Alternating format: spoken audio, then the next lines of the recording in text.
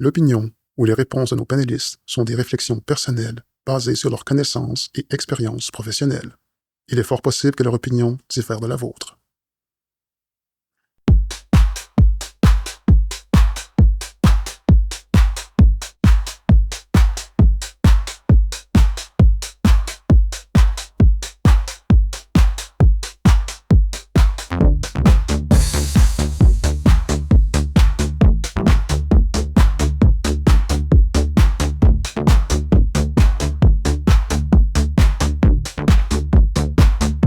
Bonjour mesdames et messieurs et bienvenue à ce nouvel épisode de l'Apport collectif.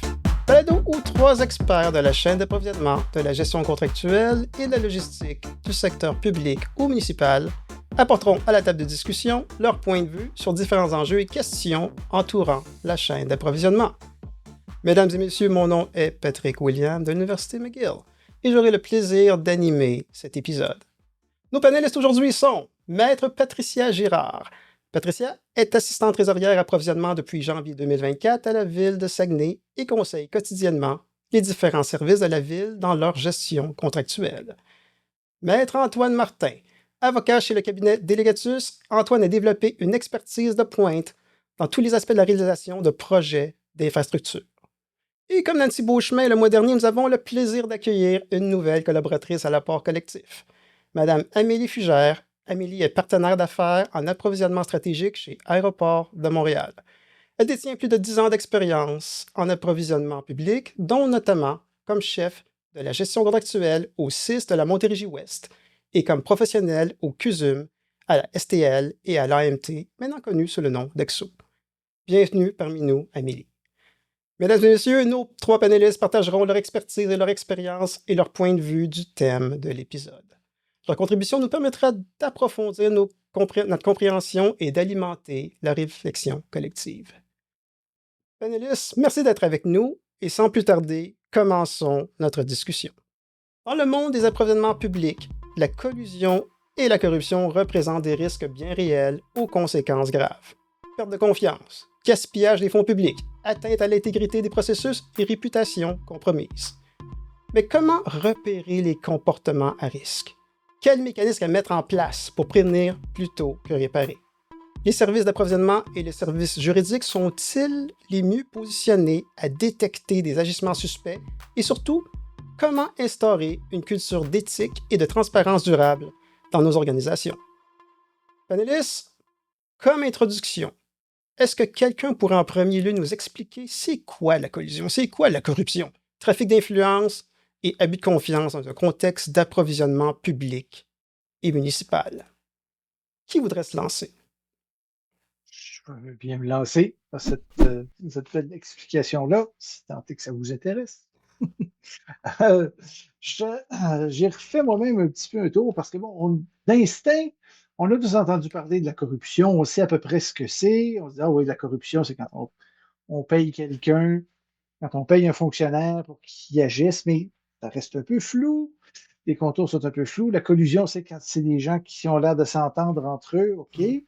On voit ce que ça représente. L'abus de confiance, là, c'est un peu. On sait, mais on ne sait pas trop. On entend parler de l'expression, c'est pas si clair que ça. Et même, vous allez voir, juridiquement, c'est pas si clair que ça. Je pense qu'il faut retourner à la base et revenir sur des principes qu'en effet, de la corruption, euh, la collusion et l'abus de confiance sont des concepts qui émanent directement de la loi, des lois fédérales dans les trois cas, et qui sont bien balisés, qui sont dans chacun des cas, ce sont des infractions criminelles.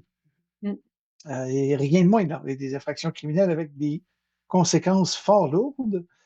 L'article 121, sous-paragraphe du Code criminel, définit et présente la corruption essentiellement comme le fait pour une personne d'offrir un avantage, de payer une somme, de payer de l'argent ou conférer un avantage à un fonctionnaire pour que ce dernier exerce ses fonctions d'une manière contraire à ce qu'elle soit, ou sinon au bénéfice de la personne, puis en contrepartie de l'exercice des fonctions par ce fonctionnaire-là, au bénéfice de la personne qui le paye. Donc, il y a vraiment. Et ce qui est intéressant, c'est que les deux situations sont criminelles. C'est pour les deux parties à l'infraction.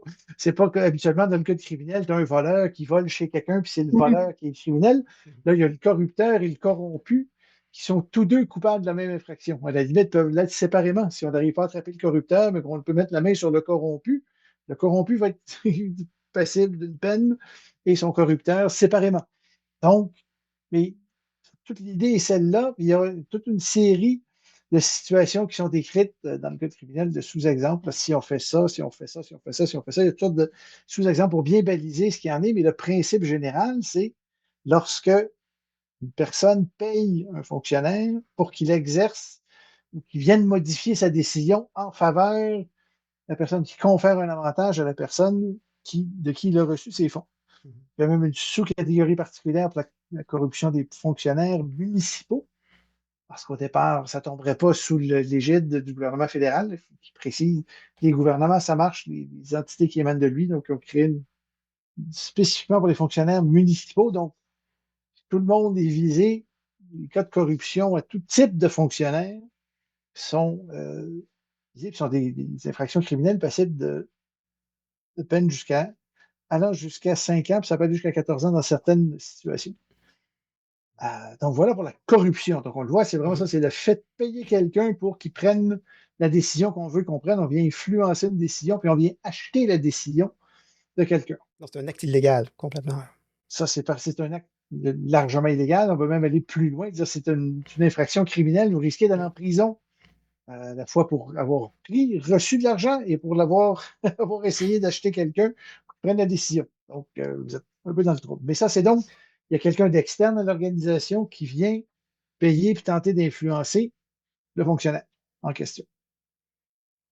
En ce qui a trait à la collusion, ça, on a un peu une idée, c'est des gens qui s'organisent entre eux pour venir jouer sur la concurrence. Et là, c'est important de mentionner, la concurrence dans notre système économique, c'est la base. Tout le système économique fonctionne avec les préceptes de concurrence. Ça fonctionne bien si tout le monde peut se concurrencer. On régit les monopoles, on s'assure toujours qu'on ouvre le marché, puis les marchés publics servent à ça. Donc, quand on vient jouer là-dedans, on a voulu lancer le message très clair que c'était du sérieux, que c'était des infractions qu'on allait punir sévèrement, de sorte que c'est dans la loi sur la concurrence que ça se trouve. Il y a une infraction. Les Anglais parlent de bid rigging, qu'on a traduit par trucage des offres en français, où on vient préciser, en effet, quand des parties viennent, puis s'organisent entre elles, puis prennent un accord, un arrangement pour jouer sur la concurrence d'une façon ou d'une autre. Dire, tiens, on s'entend sur le prix que chacun de nous va présenter pour s'assurer que quelqu'un va obtenir un contrat, ou on choisit de se retirer, de ne pas se présenter. Puis, tant qu'il y a un accord qui est conclu entre des personnes pour truquer les offres, pour venir toucher ce sacro-saint principe de la concurrence, de la libre et de la saine concurrence, on parle de trucage des offres. Et là, mais là, vous voyez, c'est que c'est extérieur normalement à l'organisation. C'est là que ça, c'est un peu difficile pour les organisations parce que ce sont les acteurs du marché qui décident ça entre eux et qui contrôlent. Donc, ça ne veut pas dire qu'on ne peut pas avoir une certaine idée, une certaine visibilité, une certaine vision là-dessus. Les indices. On a un peu de travail à faire pour se dire, parfois, c'est en jasant avec les municipalités autour pour essayer de voir, on aura l'occasion d'y revenir, mais il y a des façons de tenter de trouver ou de détecter des comportements comme ça quand ça devient, on est capable de déceler des patterns de toutes sortes de façons, mais conceptuellement, c'est toujours un peu plus difficile parce que ce sont les acteurs du marché eux-mêmes qui truquent les offres entre eux. Mais c'est du sérieux parce que quelqu'un qui se rend coupable de trucage d'offres peut être soumis à la fois à une amende et à une peine d'emprisonnement pouvant aller jusqu'à 14 ans. Et là, 14 ans, pour vous mettre ça en perspective, des voies de fait, c'est normalement 2 à 5 ans. Les voies de fait graves, 5 à 8 ans, peut-être.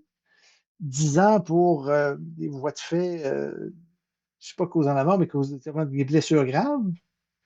Puis on atteint cette chose ou cette limite de 14 ans, ou ce début de peine pour 14 ans pour notamment conduite avec faculté affaiblie causant la mort ou la torture.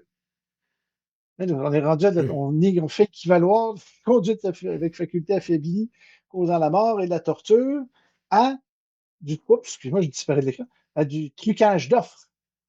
Donc, ça envoie le message assez clair que c'est du sérieux. On prend ça au sérieux. Jouer venir influencer la concurrence délibérément comme ça, c'est pris très au sérieux. Et ça, on retrouve ça dans la loi sur la concurrence. Il y a une jurisprudence autour de ça, puis autres. Et donc, c'est des infractions. Puis le bureau de la concurrence investigue ça beaucoup, puis c'est un acteur important. Quand on soupçonne quelque chose, une dénonciation au bureau de la concurrence, c'est drôle, on a notre de l'AMP qui joue un peu là-dedans, mais on oublie souvent de passer au bureau de la concurrence qui a quelque chose à voir là-dedans. Puis ils ont toute une expertise aussi, puis une fine connaissance des indices qui peuvent laisser déceler des trucages d'offres. En effet, c'est une ressource très intéressante, très importante et très efficace.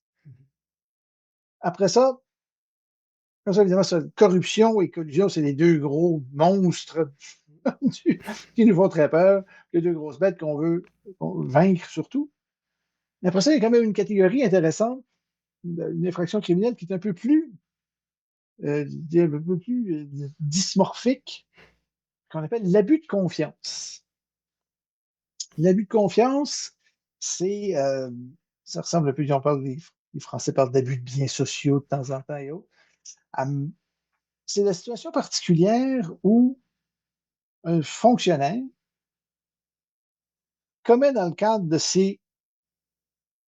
l'exercice de ses fonctions un acte qui constitue une fraude ou un abus de confiance. Ça, c'est typique de mes amis de Common Law qui rédigent une loi. Ça, c'est la définition de l'abus de confiance. C'est comme un acte qui est un abus de confiance. Oui, mais encore. Ça veut dire quoi, ça? Mais là, la définition n'est pas plus claire que ça. Ça a été interprété avec le temps. Une fraude, à la limite, il y a un corpus plus clair sur ce qu'est une fraude.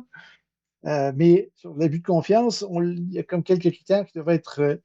Il y a deux critères spécifiques qui doivent être respectés.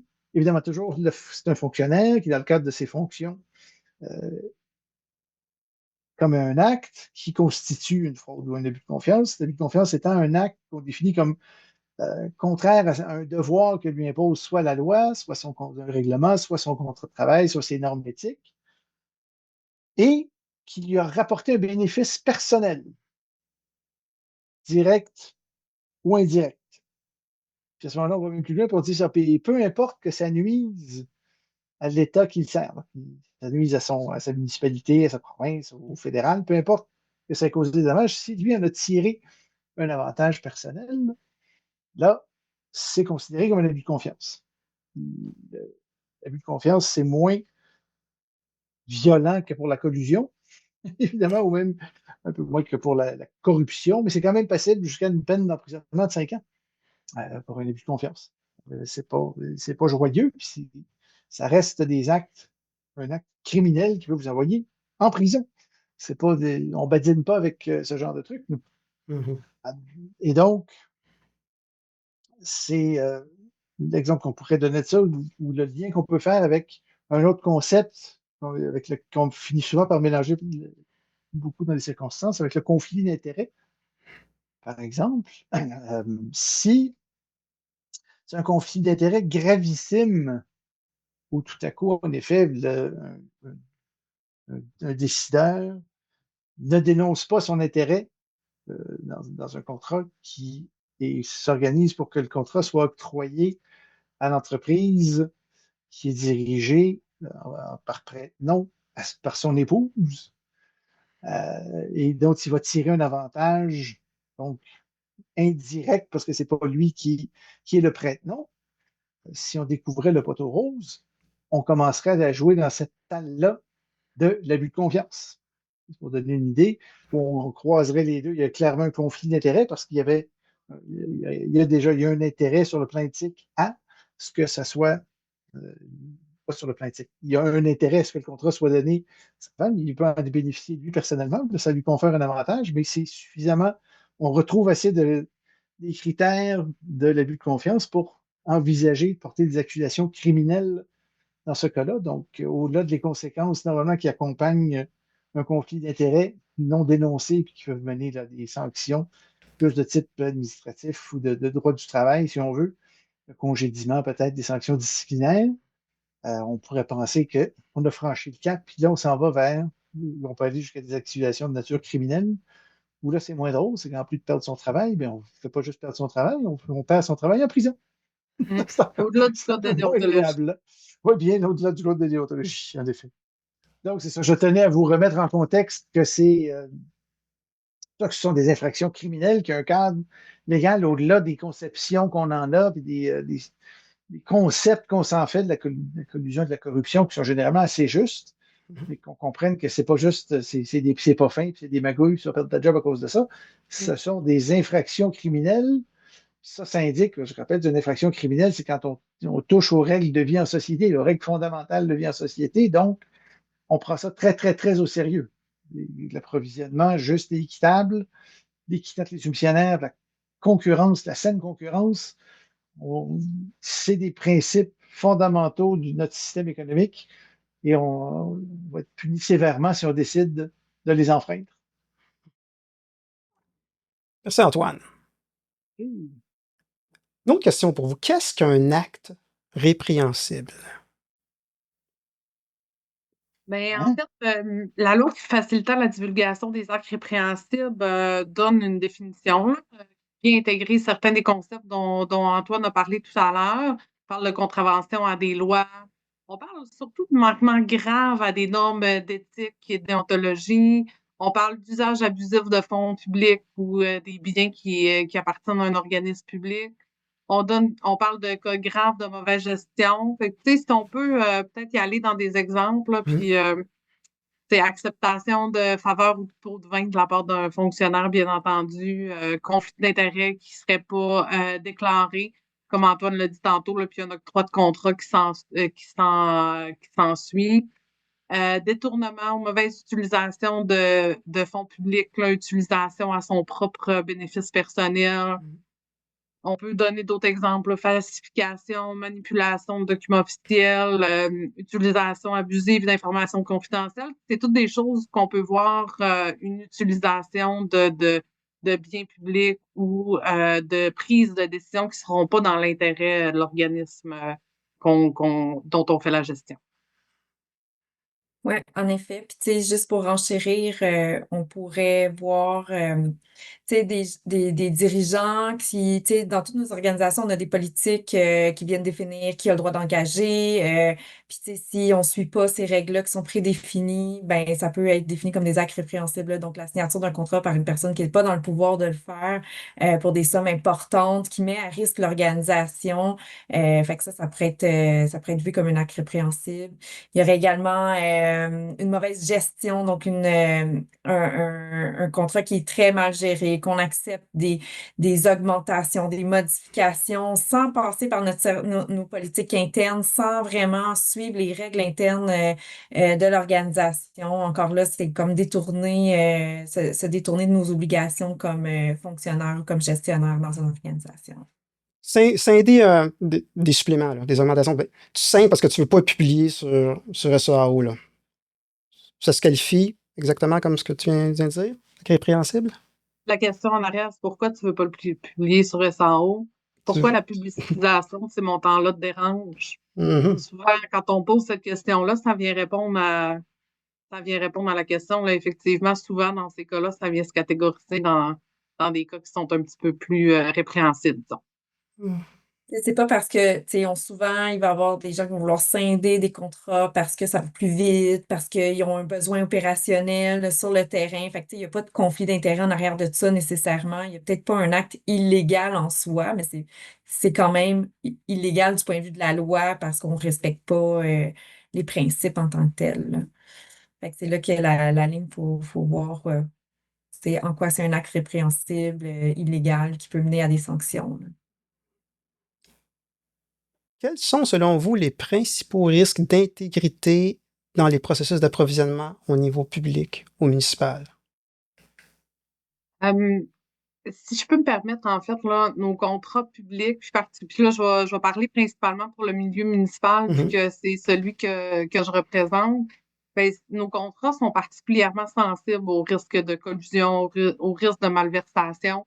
Dans le milieu municipal, nos fonctionnaires, nos élus sont très à risque, pas nécessairement de se laisser corrompre volontairement, mais de se mettre dans des positions qui sont vulnérables en raison notamment de la proximité qu'ils vont avoir avec le marché. Donc, souvent, on travaille au quotidien avec nos fournisseurs de biens ou de services. On les côtoie au quotidien, on les rencontre à l'épicerie. Fait qu'on a vraiment une proximité qui est très certaine. Et il y a souvent, en fait, là, pour qu'il y ait de la corruption dans un contrat, il faut qu'on ait 3 éléments qui soient présents en même temps pour que ça vienne augmenter le risque de corruption. Dans un premier temps, il faut qu'il soit possible de dégager des grands profits d'un contrat public, que ce soit par gonflement de soumission, que ce soit par des directives de changement importantes. Deuxième élément qu'il faut qu'il soit présent, il faut que le pouvoir discrétionnaire soit très élevé. Dans un contrat municipal, entre autres, souvent le fonctionnaire municipal, qui est celui qui va faire la gestion du contrat, va avoir beaucoup d'agilité pour que ce soit plus efficient, plus efficace. Puis, ben, son pouvoir discrétionnaire va s'en suivre. Donc, dans ce cas-là, il y a souvent très peu d'intervenants qui ont une connaissance du contrat, qui vont être en mesure de distiller des situations de corruption. Puis, dernièrement, puis surtout dans le monde municipal, c'est pas toutes les organisations qui ont les ressources pour mettre en place des mécanismes de vérification. Puis, bien, souvent, ça crée des situations où on va avoir une absence d'imputabilité, une absence de contrôle. Et tout ça, bien, ça va venir favoriser la prolifération ou ça va augmenter les risques qu'il y ait de la corruption dans un contrat. Donc, comme dit Patricia, t'es pas capable vraiment de pointer c'est qui le coupable. C'est toujours comme toujours un ensemble, donc il n'y a jamais vraiment quelqu'un qui va être imputable de la situation. Et bien, souvent, tu vas avoir une seule personne ou un groupe très, très restreint de personnes qui va être responsable d'un contrat, qui va avoir une connaissance très fine de c'est quoi les travaux, comment ça s'est passé, pourquoi on donne un avenant à ce contrat-là, pourquoi on accepte une modification. Puis bien, ça va passer dans le roue. Puis s'il y a personne qui l'arrête pour dire non, attends un peu, là, explique-moi-les, on va revoir ensemble. Il n'y a pas cette mesure de contrôle-là au pouvoir discrétionnaire. Puis quand on met tout ça en bloc, quand on ajoute que ben, les municipalités en 2024 ont donné pour 18 milliards de contrats.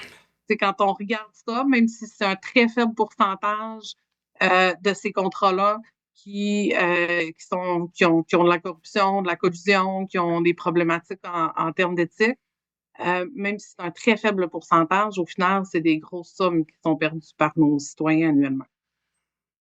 C'est intéressant, je vais faire un petit point que j'ai poursuivre un peu ce que tu disais, parce que tu as amené des points intéressants là-dedans. De la corruption, ce qui est compliqué, c'est que ce n'est pas strictement lié à l'approvisionnement. On peut imaginer de la corruption pour payer pour obtenir le contrat, mais après ça, une fois qu'on l'a, on peut penser que tiens, on va te donner un gros avenant, puis oups, je vais te donner un kickback, comme on dit souvent, je vais te donner 5% du prix de l'avenant. Si tu m'accordes cet avenant-là de 2 millions, je vais t'envoyer un petit 20 000 on the side, ou je vais t'inviter à me pourvoirer avec ta famille. C'est de la corruption, ça peut intervenir, c'est un peu tout au long de l'exécution du contrat et de la vie des contrats, puis un peu de l'exercice de toutes les fonctions des fonctionnaires tout au long, dans le cadre de tous les pouvoirs qu'ils détiennent. C'est intéressant, Antoine, ce que tu dis. C'est vrai qu'au départ, c'est rare qu'on dise autorise mon avenant de 2 millions, je vais te faire un chèque de 20 000. Hein? C'est pas comme ça que ça s'installe.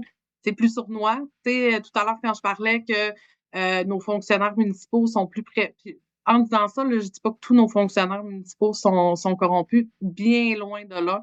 Ils sont formés, ils sont conscients des risques. Mais quand ça s'installe au niveau municipal, c'est souvent l'entrepreneur, je le connais, on va dîner ensemble. C'est comme autorise-moi cet avenant-là, tu vas voir sur ton chantier, ça va bien aller. Tu viens-tu à une loge avec moi, je t'invite. Tranquillement, pas vite, très sournoisement, très insidieusement, une situation comme celle-là s'installe.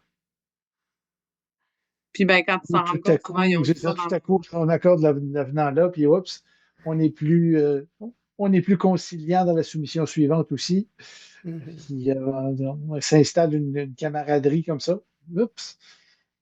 Donc, on parle, il y a quelqu'un qui obtient un gain financier au détriment du processus d'approvisionnement qui est compromis. Tu vas peut-être payer plus cher, mais quelqu'un qui va en bénéficier. Les menaces particulières pour les enjeux qu'on vient de parler, ça vient impacter la confiance du public. Hein? Il y a toujours Le public, souvent, il passe le secteur, les fonctionnaires en dérision.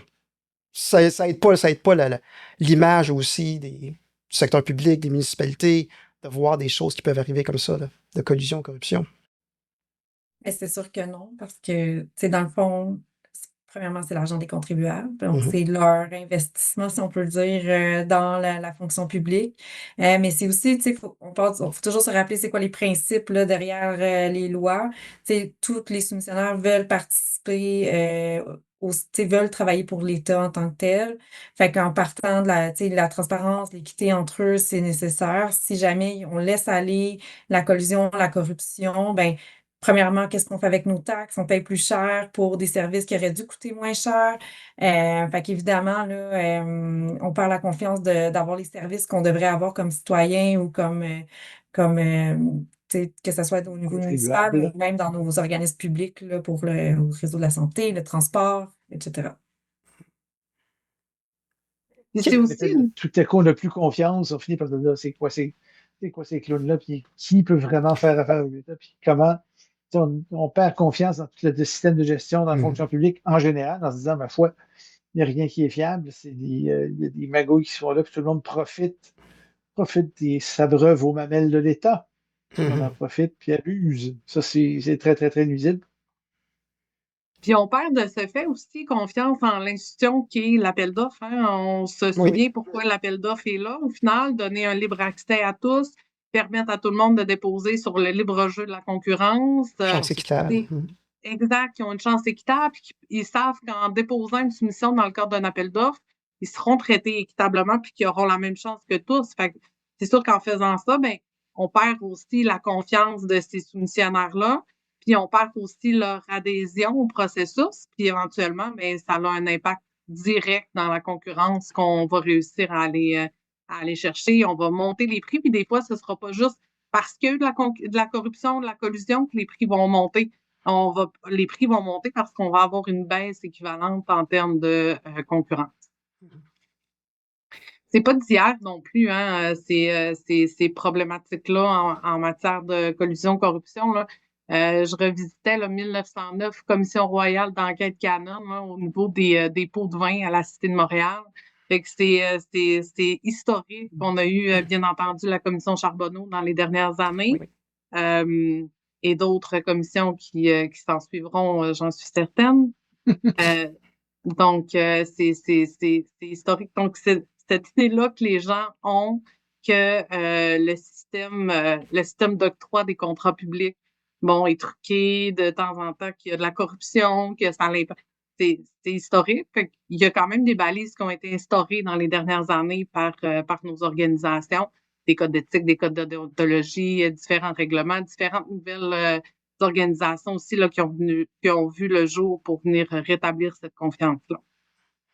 Mais aussi, Patricia, des fois, il y a des mythes qui arrivent, des légendes urbaines. Moi, ça m'est arrivé dans mon passé on fait une veille de marché, on appelle des soumissionnaires potentiels pour un appel d'offres qu'on va lancer incessamment, puis certaines compagnies se disent, mais non, on sait que tu es à côté avec cette compagnie-là, nous autres, on ne va pas soumissionner. Il y a aussi ce concept-là, puis tu essaies de les convaincre pour dire, non, tu as une chance équitable, tu es le plus bas soumissionnaire conforme, tu pourrais remporter l'appel d'offres. Oui, c'est certain qu'il y a des facteurs objectifs. Quand tout à coup, on est fait un soumissionnaire, il y a des relations qui se développent avec un, puis si on était hors du domaine public, probablement qu'on le choisirait d'office, parce qu'en effet, ça va bien avec cet entrepreneur-là ou avec ce fournisseur-là, puis si on sait que ça fonctionne bien, puis pourquoi changer une formule gagnante?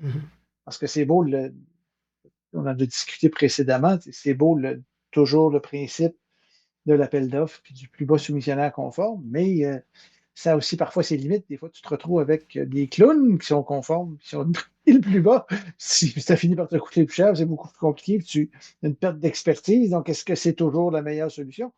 Il se développe nécessairement certaines accointances entre l'un et l'autre, auxquelles il faut faire très attention. C'est plus subtil que de la corruption directe d'une compagnie d'un entrepreneur qui paye pour que le fonctionnaire décide qu'il va obtenir le contrat, mais il y a des subtilités qui s'installent, des réalités dans le marché qui sont là. Puis il y a un effort à faire de ce côté, en fait, de toujours s'assurer pour ça qu'on a instauré ce principe de rotation des fournisseurs, là, même dans les contrats de gré à gré. Mm. C'est cute, vous pouvez bien aller de gré à gré dans certains domaines, mais il faut donner la chance à tout le monde. Il faut essayer parce que ça devient une question d'œuf et de poule. Là. Si tu n'as pas la chance de travailler avec l'organisme public jamais, ben, tu ne pourras pas développer ces relations-là. C'est certain que tu vas développer ta relation va toujours être meilleure avec celui avec lequel tu travailles tout le temps. Si personne d'autre travaille avec toi, ben, il n'y en a pas d'autre qui va être bon. C'est le chien qui mange sa queue. C'est un point important, tu sais, le développement de fournisseurs, c'est difficile dans un contexte d'appel d'offres de pouvoir partir un fournisseur pour qu'il connaisse mieux le secteur, par exemple, ou qu'il développe son expertise. Mais il y a des stratégies d'approvisionnement qu'on peut mettre en place pour changer un peu nos façons de faire. Tu sais, par exemple, si j'ai plusieurs sites, d'aller en un appel d'offres par lot plutôt qu'y aller dans un appel d'offres complet, je laisse la chance à des PME de peut-être pouvoir prendre certains lots puis de justement se développer davantage, puis de voir peut-être grandir éventuellement. Mais si on a toujours la même stratégie dans un appel d'offres, mais il y a des bonnes chances que mes résultats restent pas mal les mêmes d'une fois à l'autre, tu sais. Tandis que surtout dans ce qui est récurrent, mais tu sais, même dans des travaux de construction qui sont pas nécessairement récurrents en soi pour le travaux visé, mais ça reste que c'est souvent le même bassin d'entrepreneurs pour une région X qui va soumissionner. Si on veut changer, il faut voir c'est quoi mon expertise recherchée. Tu sais, est-ce que c'est vraiment des entrepreneurs généraux ou j'ai besoin des entrepreneurs spécialisés davantage? Tu sais, vraiment de connaître son marché, c'est hyper important pour pouvoir mieux développer puis pouvoir adapter nos stratégies pour faire mousser, si on peut dire, même nos soumissions là, à nos appels d'offres. Mhm. J'aime ce que tu dis, Amélie, puis c'était comme ma prochaine question aussi, des pratiques exemplaires que les organisations pourraient adopter pour prévenir, détecter la collusion entre fournisseurs. Tu sais, est-ce qu'on pourrait, quelle façon qu'on doit faire, qu'on doit procéder? Je sais que tu sais, le bon vieux, dans le temps, on voulait pas faire des visites de chantier ou des visites pour un appel d'offres. On voulait pas que les fournisseurs se voient. Tu sais, il me semble que ça marche plus cette affaire-là. Tu sais, ils peuvent se contacter quand même. Il n'est pas besoin qu'ils se voient dans un même endroit puis qu'ils vont se parler. Ils peuvent se parler, ils peuvent s'appeler, pas de problème. Mais quelle pratique qu'on pourrait suggérer qui pourrait aider à détecter la collusion? Ben, je pense que, tu sais, un peu comme je disais, l'analyse du marché, c'est quelque chose qu'on a tendance à minimiser ou sous-estimer, là, mais bien connaître c'est qui mes fournisseurs potentiels, aller chercher l'information. On a une base de données incroyable, d'abord avec SEAO, mais aussi à faire des recherches. Il y a toutes sortes de moyens, tu sais, tout dépendamment du domaine, évidemment, là, mais de vraiment faire une bonne analyse du marché, connaître c'est qui. Puis là, je sais que tu sais, le secrétariat du Conseil du Trésor n'encourage pas nécessairement de communiquer avec les fournisseurs avant un appel d'offres pour pouvoir les informer que ça s'en vient. Fait que, bref, à valider là, les bonnes pratiques dans cette matière-là, mais tu sais, je pense que c'est important d'essayer de rejoindre le plus possible le plus grand nombre de fournisseurs pour qu'ils puissent avoir l'opportunité de soumissionner sur un appel d'offres ou de au moins valider s'ils peuvent soumissionner. Fait qu'on sort un peu surtout pour ce qui est récurrent, des fournisseurs habituels, d'aller voir ailleurs des différentes façons. Fait que ça, je pense que c'est un professionnel en approvisionnement, il doit vraiment passer par cette étape-là pour pouvoir limiter la collusion. C'est intéressant, mais ce que tu dis, en fait, là, généralement, pour venir prévenir la collusion entre les fournisseurs, ce qui est le plus payant, c'est d'encourager la concurrence de toutes ces façons. Tu sais. Fait que l'analyse de marché, effectivement, c'est un super bon outil pour le faire. Mais j'irais même plus loin une fois que l'analyse de marché est faite puis qu'on publie notre appel d'offres, s'assurer qu'on n'a pas de limitation inutile ou non nécessaire à notre contrat. Tu sais, favoriser le plus de gens possible qualifiés qui peuvent, non seulement c'est une obligation, mais venir challenger un petit peu nos requérants là, à savoir qu'est-ce que vous avez mis, c'est-tu dans un but de limiter le marché, c'est-tu dans le but de cibler un fournisseur. Fait que mousser la concurrence au maximum, faire l'ouverture à l'innovation dès le moment où on met le plus de joueurs possible dans le paquet, mais ça vient rendre notre marché plus imprévisible, puis ça vient rendre le trucage des offres plus complexe pour les fournisseurs. Ça vient aussi diminuer la possibilité de venir faire une rente excessive, d'avoir un profit qui est intéressant quand on fait de la collusion, là. Fait que c'est sûr que quand on encourage la concurrence, c'est vraiment intéressant. Je dirais aussi diffuser les résultats des adjudications. Tantôt, Patrick, tu disais, mon requérant ne veut pas trop publier. Ben, cette diffusion-là, il est là pour une raison. C'est pour permettre au marché de connaître puis de critiquer les adjudications qu'on a faites. C'est pas grave d'être critiqué quand notre appel d'offres a été bien fait, bien monté, qu'on a eu un résultat X. Des fois, on n'aura pas eu le meilleur résultat. Il faut le savoir, comme ça, on s'améliore. Mais c'est intéressant que les fournisseurs puissent critiquer notre adjudication, dire attention, là, je connais le marché, moi, j'ai pas eu accès à ça, tu as fait cette limitation-là, regarde le résultat que tu as eu, le résultat que tu as eu, bien, souvent, on va le savoir du marché aussi quand c'est truqué. Puis, publier nos appels d'offres de la façon la plus claire possible. C'est sûr que moi, si je reçois un devis puis un appel d'offres, puis quand je le lis, j'ai de la misère à savoir qu'est-ce qui est demandé aux fournisseurs, ben eux aussi vont avoir de la misère. Puis risquent de ne pas soumissionner, puis ça va favoriser encore des gens qui vont avoir des relations privilégiées, vont participer parfois à des stratagèmes. Je pense qu'il y aurait un grand mérite et grand bénéfice à ce qu'il y ait plus de discussion et de concertation entre les donneurs d'ouvrage pour voir quelle tendance ça dégage. Est-ce que tout à coup, vous remarquez que, comme par hasard, je vais donner des noms juste pour donner des noms, qu'on sache qu'il y en est, alors que je n'ai aucune espèce d'idée. Si c'est vrai que comme EBC est toujours au Saguenay, Pomerleau est toujours en Beauce, puis PCL, le nouveau, il est toujours à Québec. Pourquoi? Ils sont tout le temps là, les trois, puis là, tout à coup, c'est eux qui ont tous les contrats. Puis j'ai rendu Pomerleau bide plus ici, puis EBC bide plus dans le territoire de l'autre. C'est bâtard, là. Qu'est-ce qui se passe là? Ou sinon, comme par hasard, c'est les offres de BC qui arrivent à Québec où PCL remporte tout depuis un bout de temps sont toujours 15-20% au-dessus. Donc, est-ce qu'il y a des tendances qu'on peut détecter? Puis, je ne sais pas s'il y a des discussions à avoir avec le Bureau de la concurrence là-dessus pour qu'ils s'enquêtent, qu'ils interviennent en amont. Est-ce qu'ils souhaitent des données là-dessus?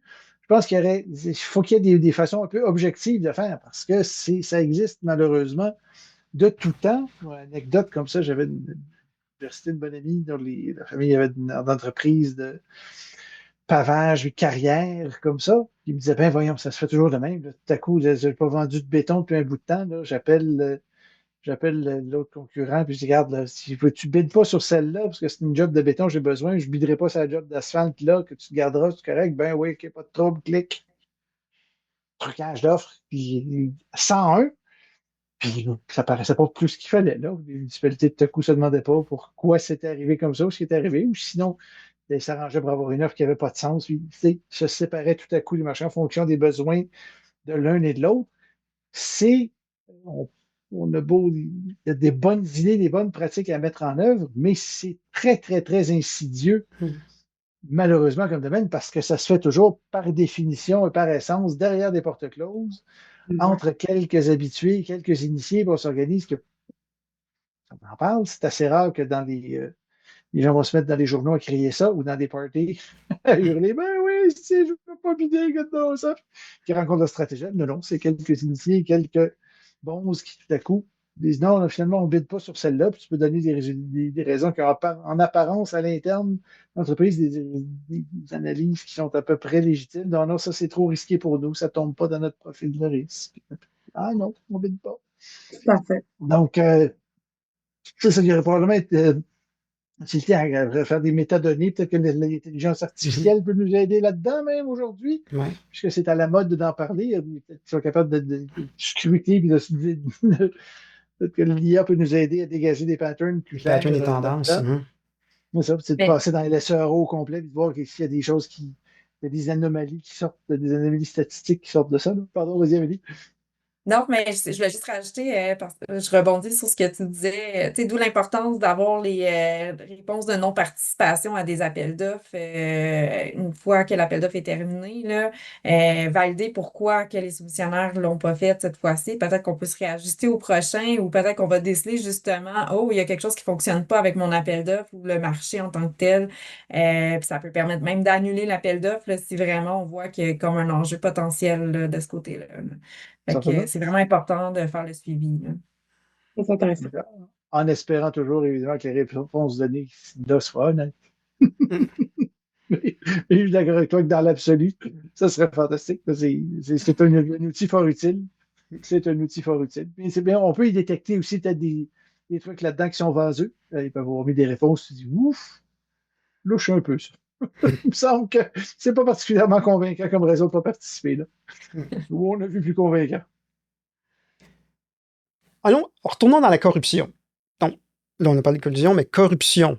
Quels mécanismes de contrôle interne sont les plus efficaces pour réduire le risque de corruption?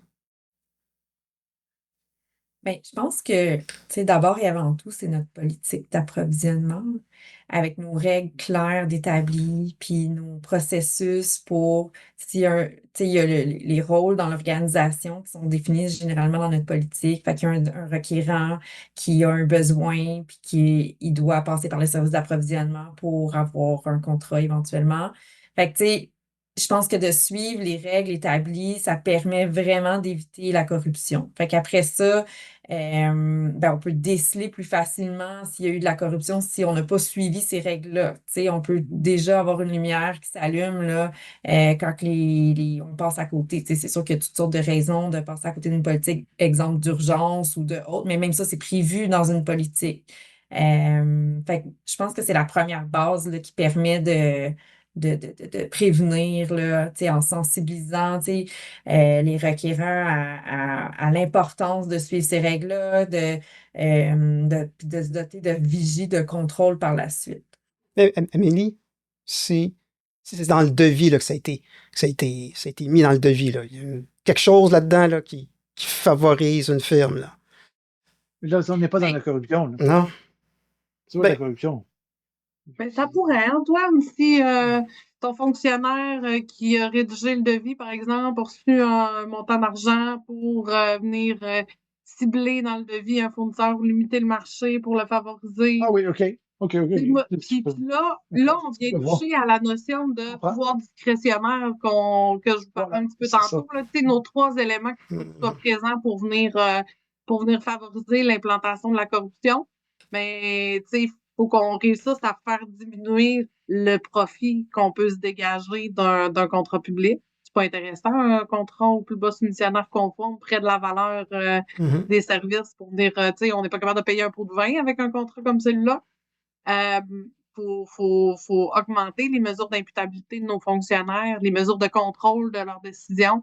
Puis, dernièrement, pour venir justement contrecarrer tout ça, faut venir aussi éviter que le pouvoir discrétionnaire d'un fonctionnaire soit illimité, qu'il soit le seul à connaître son devis, le seul à connaître la gestion du contrat, le seul à faire le devis, faire la conformité, gérer le contrat.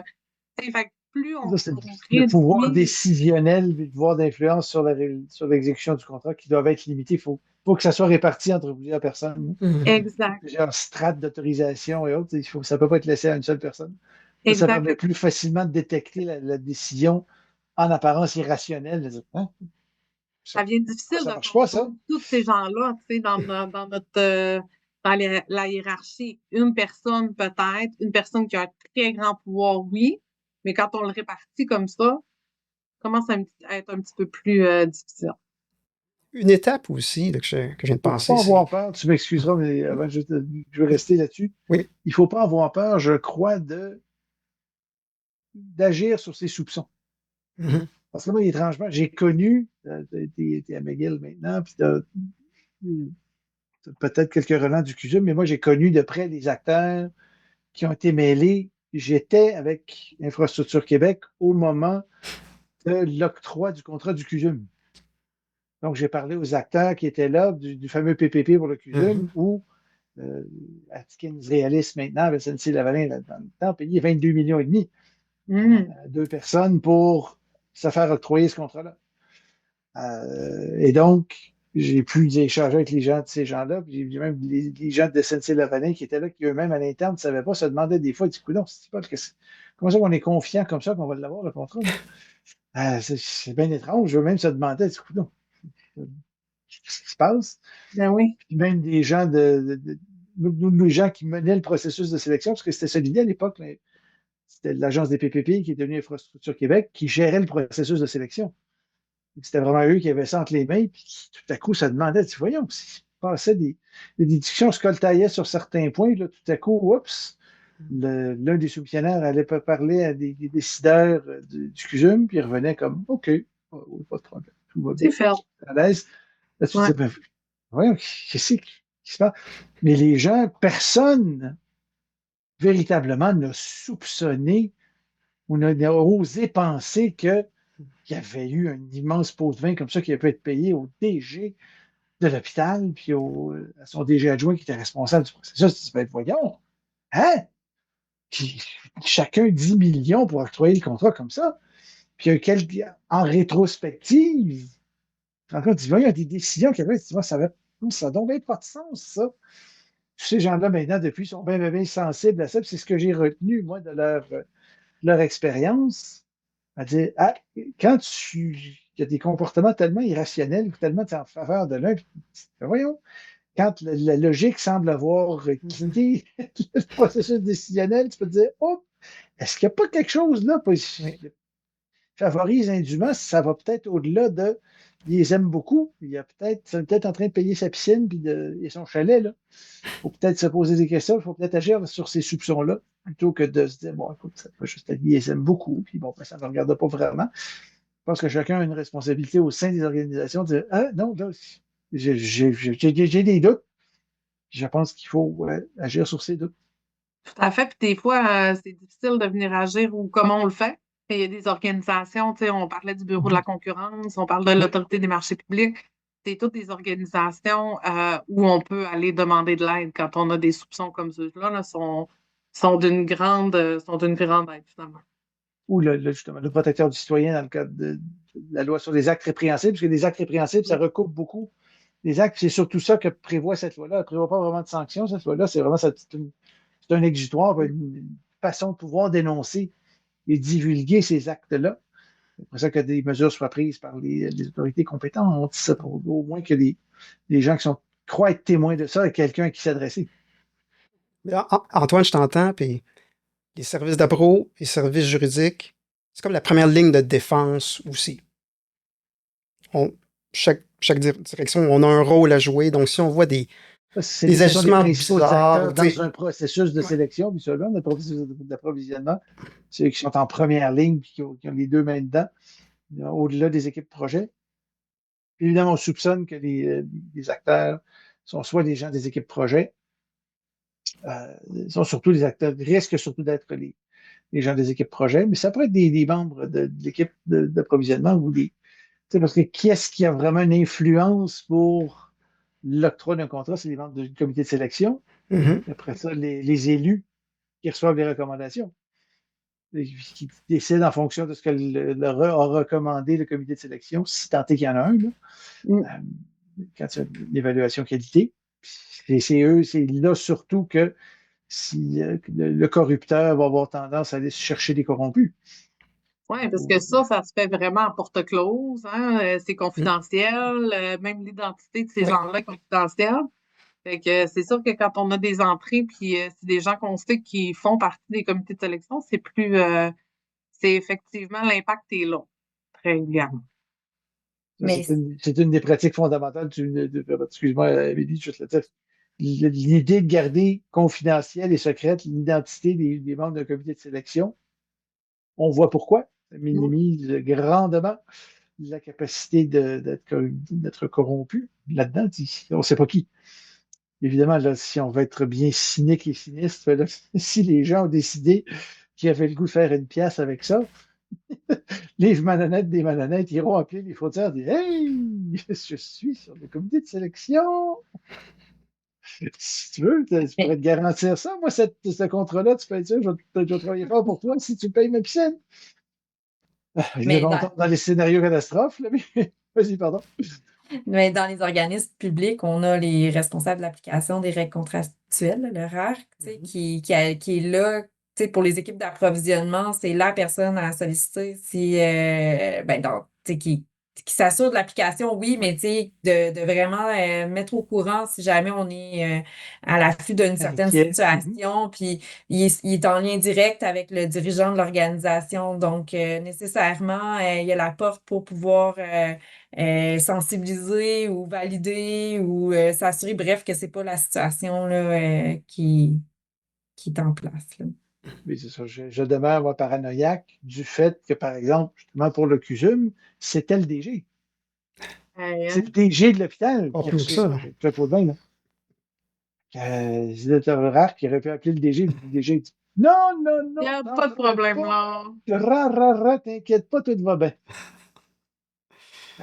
C'est vous, là. C'est ça, faut pas c'est pour ça que j'aime bien l'idée des organismes tiers de protection du citoyen, l'AMP, le Bureau de la Oui. concurrence que tu appelles, qui eux, là, vont arriver là-dedans, disent bon, c'est bien, on se plaint, qu'est-ce qui se passe ici? Ils s'interrogeront, mais c'est plus. Il y a quelque chose de rassurant si ce soit des tiers qui regardent ça. Panéliste, dernière question de la première partie de l'épisode. Quelle est l'importance de la formation et de la sensibilisation des employés dans la prévention de risques de collusion, corruption? Ben, c'est primordial, la sensibilisation. Puis autant pour l'équipe d'approvisionnement que même pour tous les requérants, tu sais, tous ceux qui ont affaire à avoir un besoin, à mettre à contrat, à gérer un contrat. La formation, c'est la base pour permettre de comprendre c'est quoi son rôle. Donc, dans quelle mesure, qu'est-ce que j'ai le droit de faire dans mon rôle, puis où est-ce que je peux pas aller, de savoir c'est quoi les bonnes pratiques, les principes à appliquer. Puis après ça, c'est de savoir reconnaître qu'est-ce qui devient tu sais, pas possible à faire ou qu'est-ce qui est répréhensible, là, comme qu'on a parlé plus tôt. Fait que la formation, c'est vraiment... tu sais, l'approvisionnement, tu sais, il y a pas de... Il y a certains cours, là, mais on s'entend, tu sais, c'est beaucoup d'expérience, là. On apprend au fur et à mesure, là, qu'on vit différents types de dossiers. Donc, de partager cette connaissance-là dans des formations aussi, ça permet Et de documenter aussi, hein, Amélie? Documenter. bien, certainement documenté tout le temps. Mais oui, c'est ça, ça permet vraiment de se bâtir des connaissances là, pour s'assurer de bien comprendre là, la collision, la corruption. Je trouve aussi que ça envoie un message quand même aux gens chez nous. Tu sais, ça instaure une culture, hein. Tu sais, l'idée que ton organisation te donne des formations qui vont porter sur l'éthique, sur la déontologie, sur la collusion, sur la corruption, ben ça encourage une culture d'intégrité dans l'organisation, ça valorise des bonnes pratiques, puis ça rappelle aux gens que ben ils sont imputables, puis que la transparence est là pour une raison. Fait que je trouve qu'en termes de culture organisationnelle, je trouve que c'est intéressant aussi. Dans mon cas, il y a quelques années, on a fait venir une dame de l'UPAC qui est Oui. venue donner une conférence. Puis c'est vraiment pas compliqué, là. Ils font ça au quotidien. Fait qu'un petit courriel à l'UPAC, je pense effectivement, Patrick, Oui. tu l'avais vu aussi, là. Un petit courriel à l'UPAC, planifie ça, puis ça se donne en ligne depuis des années, là, bien avant Nous autres, à chaque année, on appelle l'UPAC pour la formation. C'est ça, fait que ça permet de faire un beau rappel des règles à des gens qui sont peut-être plus loin du département d'approvisionnement. Moi, systématiquement, j'invite mes coordonnateurs de dossier, les chargés de projet, fait que je les invite à cette formation-là. Des fois, ben, tu sais, leur rappeler que c'est un acte criminel, Antoine. Je veux dire, en effet, tiens, c'est vrai, ma foi, OK. voyons. Je vais y penser à 2 fois, là. Ouais. Et surtout aussi, rappeler qu'il y a toutes sortes d'organismes d'enquête autres. Tu peux parler à l'UPAC et au Bureau de la concurrence en même temps, là. Il y a un paquet de monde qui tout à coup peut venir mettre son nez là-dedans, puis là, c'est plus dur de s'en tirer puis de faire fouiner. Tu ne deals pas juste avec des fonctionnaires de ton organisation quand il y a des tiers qui interviennent, ça devient un peu plus dur. Mais tu sais, d'être rigoureux aussi sur nos processus d'appro, tu sais, de ne pas accepter que un gestionnaire ou un requérant signe un contrat, puis quand même, on va faire le bon commande pour payer la facture. Tu sais, il faut qu'il y ait des limites, faut que chacun vraiment ait son rôle, puis de le sensibiliser, là. Fait que, tu sais, des formations aux nouveaux employés qui disent, voici notre processus d'approvisionnement, voici les règles à appliquer, t'as les pouvoirs d'engagement, c'est de quelle valeur à quelle valeur, de s'assurer qu'ils comprennent bien son rôle, puis le rôle des approvisionnements. Donc, tu sais, ça permet de sensibiliser dès le départ, là, de ne pas prendre de mauvais plis aussi là, pour mettre l'organisation dans une mauvaise situation là, par rapport à ça. Mesdames et messieurs, ceci complète la première partie de cet épisode. n'oubliez pas de cliquer sur le bouton d'abonnement à notre chaîne YouTube. Tous les épisodes de la saison 1 et 2 sont disponibles sur YouTube, Spotify, Apple Podcasts, Amazon Music et d'autres plateformes bien connues.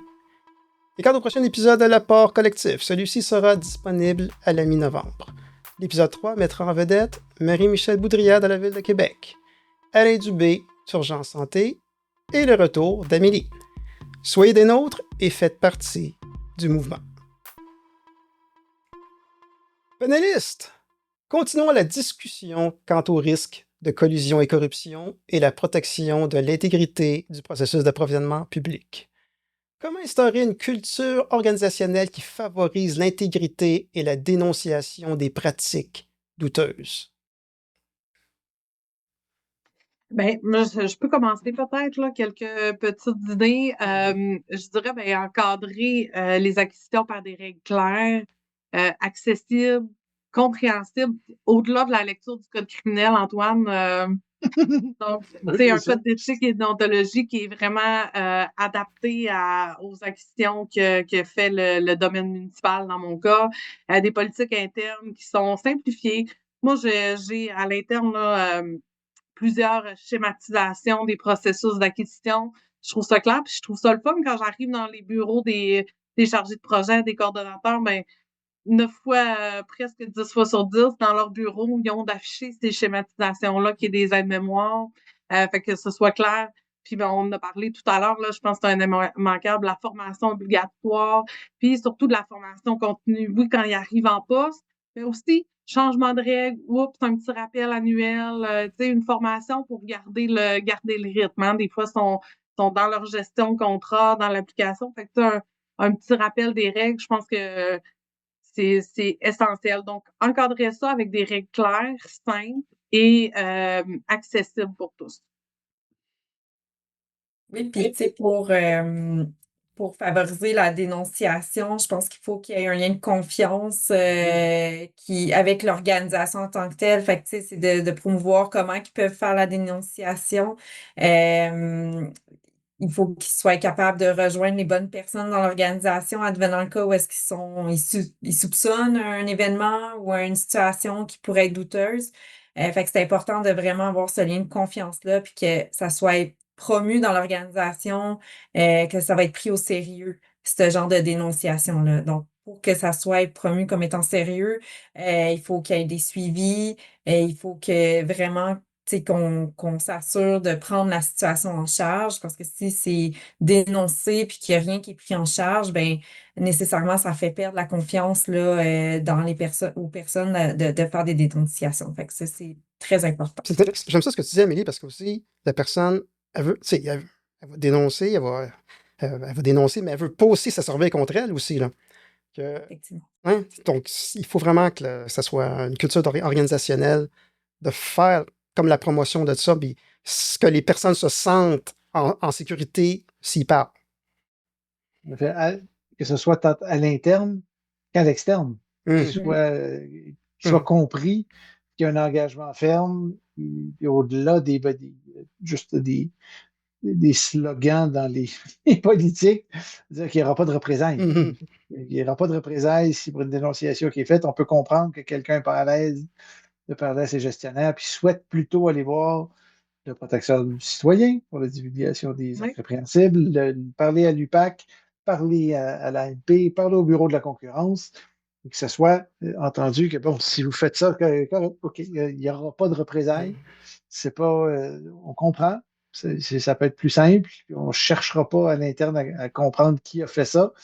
Ça prend vraiment une grande abnégation au sein des gestionnaires et autres, mais si ça peut être dit et mentionné, puis que ça soit vécu, ça serait une excellente façon de favoriser, à mon sens, les dénonciations de comportements qu'on juge douteux. Compris? Je vais faire du pouce sur ce que tu dis. Une organisation qui donne l'exemple, oui, au niveau des dénonciations puis de l'engagement qu'ils prennent, mais aussi au niveau de un engagement clair qu'ils vont donner sur les règles d'approvisionnement doivent être respectées, peu importe qui est dans la hiérarchie. qu'il n'y aura pas de passe-droit, puis qu'eux-mêmes rappellent régulièrement le respect de ces règles-là. Tolérance zéro pour des situations qui sont problématiques. Fait que ce soit envers nos fournisseurs ou envers nos employés, là, qu'on intervienne vraiment. Amélie, tu le disais tout à l'heure, là, pas qu'on OK, ben on veut passer quand même le bon de commande de ton acquisition qui respectait pas les seuils. On va quand même faire l'achat, puis qu'il n'y aura jamais de tape sur les doigts, jamais d'inter... montrer le sérieux de la démarche aussi par notre organisation. Puis par là, je veux pas dire tomber de l'autre côté, là, c'est-à-dire venir punir des gens qui, de bonne foi, ont pas compris un processus d'approvisionnement qui était peut-être pas clair, peut-être pas bien expliqué, ou il était peut-être pas bien accompagné parce que quand même le lot de nos organisations d'avoir des départements d'approvisionnement ou de gestion contractuelle qui sont très débordés. Fait que des fois, ça va vite. Fait que quand on voit que quelqu'un fait une erreur de bonne foi, je dis pas qu'il faut taper sur la tête parce que ça va faire l'effet inverse dans ce cas-là, hein. Ça va limiter les cas où ils vont venir chercher l'information, ils vont venir se valider. Fait que pas tomber du côté où on est en répression de gens qui ont fait des erreurs de bonne foi. Non, puis j'aime ça ce que tu dis, tu sais, je pense que en tant que service d'approvisionnement, là, chaque cas est une opportunité d'apprentissage. Autant pour les requérants de dire, bon, ben, tu sais, on peut pas, par exemple, favoriser un fournisseur, fait que voici le processus. La prochaine fois que tu as un besoin, appelle-moi, je vais t'accompagner, tu sais, de vraiment faire un service à la clientèle. Puis c'est sûr, c'est pas évident là, dans un contexte parce que tout le monde est débordé de faire cette sensibilisation-là, mais elle est tellement importante, non seulement pour mettre de l'avant le service de l'approvisionnement comme service stratégique pour l'organisation, mais aussi pour être là pour les protéger, les requérants, pour pas qu'ils fassent justement de fausses manœuvres puis qu'ils prennent des mauvaises décisions pas de mauvaise foi nécessairement, mais par manque de connaissances là, dans le domaine. Tu sais, tout le monde est capable de négocier un contrat, on le fait pour soi-même dans la vie de tous les jours. Fait que c'est sûr que les gens ont tendance à penser qu'ils peuvent le faire seuls dans un contexte au travail, mais c'est important de vraiment se fier au service d'approvisionnement pour pouvoir mener ces étapes-là, là. C'est complexe. Puis je pense qu'il y a aussi de prendre l'apprentissage à l'extérieur aussi. Dans mon ancien rôle, je faisais une vigie tout le temps sur les cas de l'AMP, les décisions rendues, parce que ce qui se passe dans d'autres organisations, nécessairement, on le vit à différents degrés dans les nôtres. C'est important de prendre connaissance de ça puis d'apprendre de ça pour pouvoir mieux après avancer, puis d'en parler avec nos requérants. Tu sais, si ça touche, exemple, un achat d'équipement médical, puis je sais que j'ai un achat d'équipement médical qui s'en vient, mais on peut utiliser ce qu'on connaît de l'actualité pour dire, bon, ben regarde ce qui est arrivé avec ce cas-là, ben apprenons-en, puis faisons différemment, tu sais, pour mieux le faire la prochaine fois, là aussi. Fait que, Comment concilier l'efficacité dans l'octroi des contrats et la rigueur dans la prévention de la corruption? Donc là, c'est ça. Tu veux sortir des dossiers, des fois c'est rush, c'est pressant, mais en même temps, tu vas avoir la rigueur, là. Tu veux vérifier, voir est-ce qu'il y a de la magouille là-dedans, est-ce qu'il y a quelque chose? Non. Donc, comment tu peux concilier les deux performances, mais vigier en même temps? ben, je pense que ça part du besoin, là, nécessairement. C'est d'avoir un devis qui est clair puis objectif. Donc, c'est sûr que dans le monde idéal, puis c'est vraiment utopique là, de penser qu'on a le temps de faire ça, là, mais par exemple, pour reprendre un achat d'un équipement médical, par exemple, je fais mon analyse de marché, je sais que j'ai tant de joueurs, j'ai des fiches techniques des équipements qui sont disponibles sur Internet, de prendre le devis puis de valider, là, est-ce que j'ai des exigences techniques qui sont comme démesurées ou qui visent un fournisseur ou tu sais, c'est là que je vais être capable de déceler. Fait que c'est sûr qu'on n'a pas toujours la capacité comme organisation d'avoir cette vigie dans le micro-détail à ce point-là, mais je pense que c'est important d'en faire une bonne partie au minimum, là, puis de jamais publier un appel d'offres sans connaissance de cause. Là. C'est vraiment d'être de bien comprendre c'est quoi l'achat. Puis, tu sais, on n'est pas des experts dans tous les domaines, nos approvisionnements. On va être plus des généralistes. Ben, ça dépend des domaines, là, mais souvent, on va être généraliste. On connaît pas le besoin exact. On n'est pas, on n'est pas comme ingénieur ou architecte nécessairement. On lit beaucoup de plans et devis, fait qu'on connaît pas le détail de comment le faire, mais on est capable de voir que, ben là, peut-être qu'il y a des incohérences dans certains documents. Fait que c'est important de bien relever justement ces incohérences-là. Au niveau de l'efficacité, tout à l'heure, je vous parlais puis là, je remartèle sur le clou, là, c'est-à-dire que je parlais de pouvoir discrétionnaire. Ce pouvoir discrétionnaire-là, dans les dernières années, on a eu quelques ouvertures dans la loi sur les cités et villes, entre autres. Chaque règlement de délégation aussi des villes ont été bonifiés là, au fil du temps, où on s'est rendu à donner beaucoup de pouvoir discrétionnaire à beaucoup de gens pour augmenter cette efficacité-là, cette efficience-là. Ne perdons pas de vue que plus on donne de pouvoir discrétionnaire, qui est nécessaire dans un contexte où on doit être plus agile, on doit répondre plus rapidement aux besoins du citoyen, on a plus d'exigences. Je ne remets pas en question ou en doute la nécessité de bénéficier de cette agilité-là. Par contre, je veux qu'on garde en tête que, ce faisant, on concentre souvent le pouvoir dans les mains d'une seule personne sans mesure de contrôle.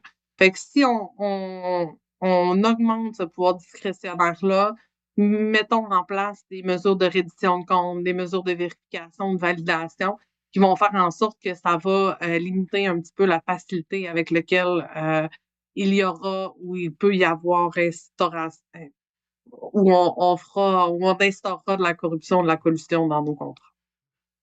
Oui, c'est ça. En effet, les offres étaient paradoxales, parce qu'on a dit précisément de faire l'inverse, qu'il fallait limiter ça tantôt, où plus quelqu'un détient le pouvoir à l'égard de l'octroi, plus la cible de corruption est simple, là. Plus c'est facile de dire, ben, regarde, hein, je vais te donner quelques piastres, et voilà, tu me donnes le contrat et c'est tout. Quoi qu'il faut faire attention, cependant, Patrick, à ta prémisse de départ, que rapidité entraîne risque de corruption. Particulièrement, je ne suis pas certain de collusion à la limite, là, mais de corruption, je ne sais pas. À mon sens, c'est risque d'erreur, tout simplement, ou d'adjudication dans des mauvaises conditions, juste parce qu'il faut aller vite, puis on se précipite, puis à la fois, c'est qu'on se nuit toujours avec la vitesse, d'une part, en planifiant mal, puis en ayant aussi des soumissionnaires qui ne répondent pas parce qu'ils n'ont pas le temps de répondre, puis on se retrouve avec peu d'offres et peu de concurrence. Donc, on nuit à la concurrence en voulant aller trop vite. On comprend le besoin souvent d'un approvisionnement rapide, mais on perd beaucoup, beaucoup, beaucoup au change, je crois, avec la grande rapidité. C'est intéressant ce que tu dis, Antoine, parce que là, c'est ça. Admettons un requérant qui, oui, il a glissé quelque chose dans le devis, mais il veut que ça passe vite. Là. Il va voir les appros, puis peux-tu me sortir ça vite? Tu n'as pas le temps de le lire. Là. Let's go, go, go. Donc, il y a comme une vigie à faire que oui, je sais que c'est rush ton contrat, mais on va prendre notre temps pour faire le processus d'appel d'offres.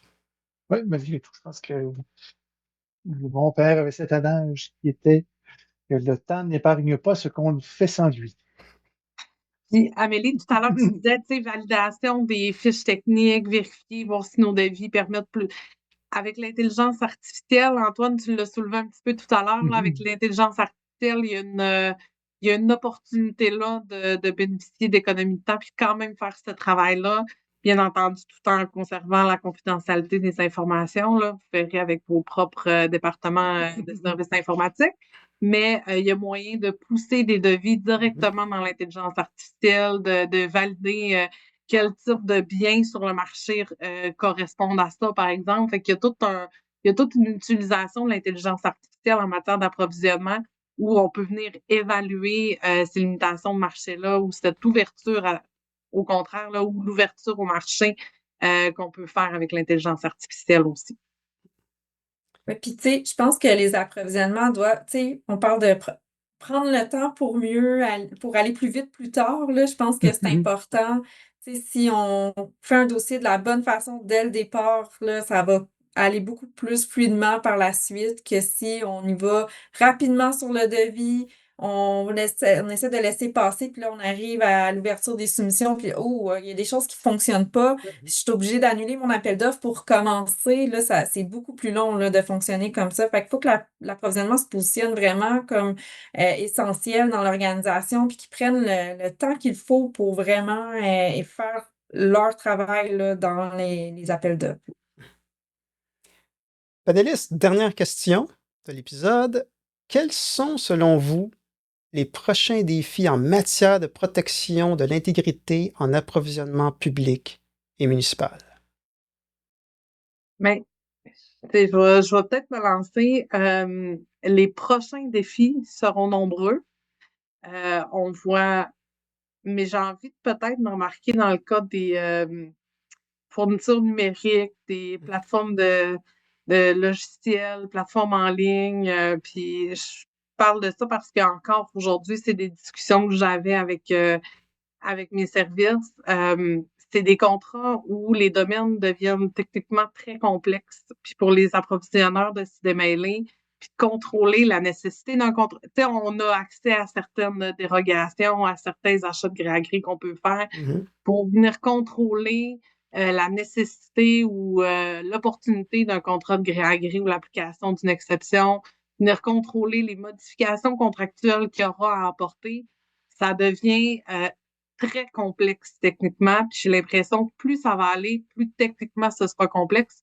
Et quand je disais tout à l'heure que on se retrouve avec des gens qui peuvent nous passer à peu près n'importe quelle information, moi, c'est peut-être là-dessus là, que je dirais que nos prochains défis seront en matière d'intégrité ou de bonne gestion. Je Je pense. vois beaucoup. Ah, vas-y, Amélie, je t'en prie. Je pense qu'il y a beaucoup aussi, on a de plus en plus de règles, de plus en plus de notions à tenir compte, l'approvisionnement responsable, l'innovation.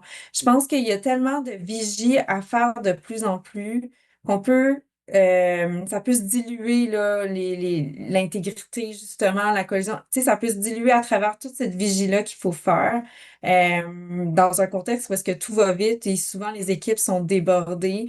Fait que je pense que c'est les défis à venir, là. Fait que c'est sûr qu'on a aussi des opportunités.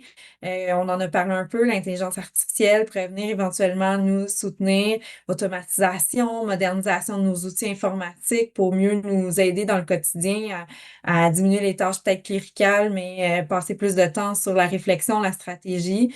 Tu sais, ça reste que il faut pouvoir continuer de le sensibiliser puis de pas oublier, malgré toutes les différentes commissions qu'il y a eu dans le passé, malgré l'historique, malgré que de moins en moins, on dirait qu'il y en a de façon flagrante, il faut continuer de voir qu'il peut encore en subsister là, dans le futur, puis que il faut mettre en place des façons de le contrôler ou d'avoir une vigie.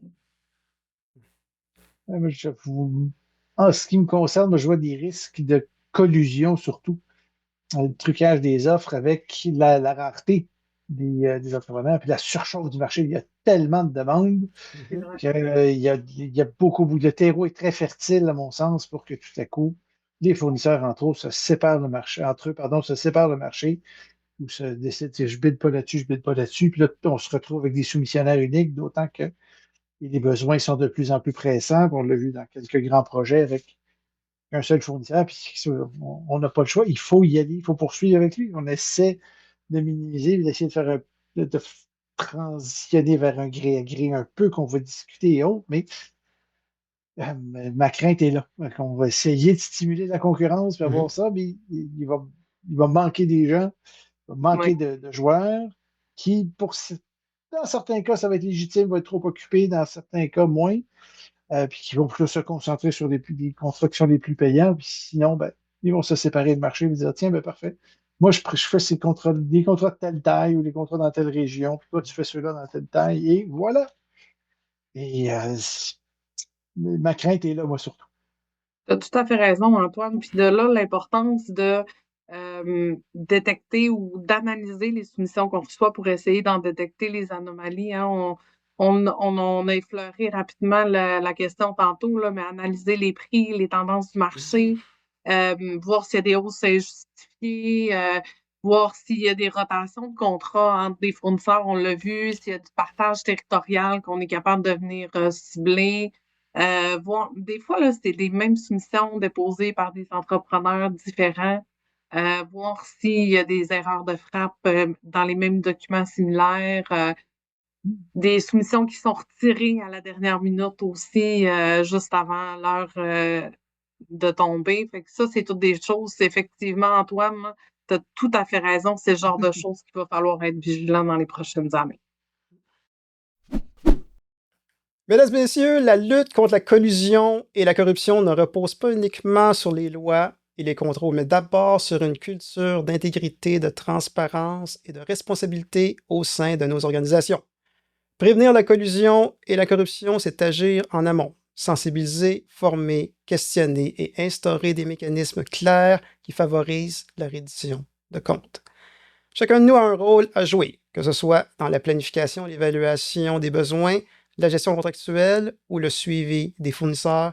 Nos décisions doivent toujours être guidées par l'intérêt public et l'équité. Ensemble, restons vigilants et c'est ainsi que se conclut cet épisode de l'Apport collectif. Un immense merci à nos panélistes, Patricia, Antoine et Amélie, pour leur générosité, leur expertise et leur réflexion éclairante. Votre apport contribue grandement à la richesse de ce balado. Un remerciement à nos partenaires qui ont pour mission de faire avancer la profession. Merci également à vous, mesdames et messieurs, pour votre fidélité et commentaires positifs. Mesdames et messieurs, mon nom est Patrick William. Faites partie du mouvement, faites partie du changement et aidez-nous à valoriser la profession. On se revoit le mois prochain avec Marie-Michel, Alain et Amélie où nous aborderons la problématique du pouvoir de force des fournisseurs dans des marchés restreints. Encore une fois, merci et à bientôt.